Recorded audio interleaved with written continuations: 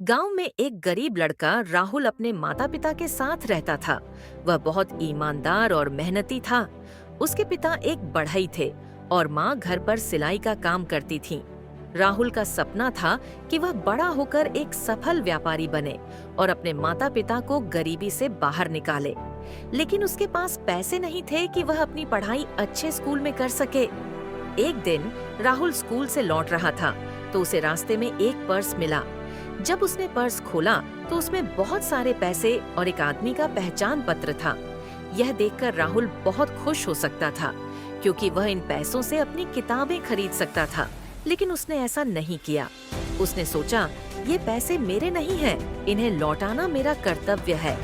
वह तुरंत पहचान पत्र पर दिए गए पते पर गया और पर्स उसके असली मालिक एक व्यापारी श्री वर्मा को लौटा दिया।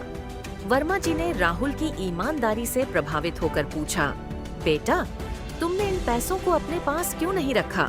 राहुल ने कहा, मैं मेहनत से कमाना चाहता हूँ, चोरी या बेईमानी से नहीं।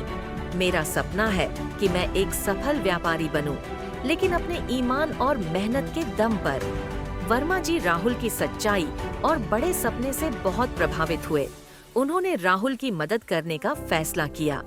उन्होंने उसे पढ़ाई के लिए आर्थिक सहायता दी और जब राहुल बड़ा हुआ तो उसे अपने व्यवसाय में शामिल कर लिया।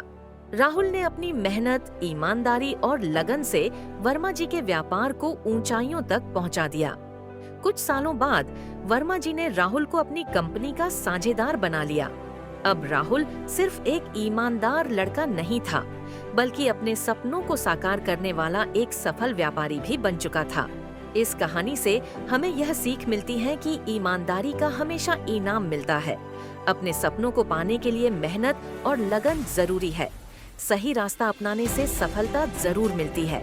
राहुल की तरह अगर हम भी सच्चाई और ईमानदारी के साथ अपने सपनों को पूरा करने की ठान लें, तो कोई भी मुश्किल हमें रोक नहीं सकती।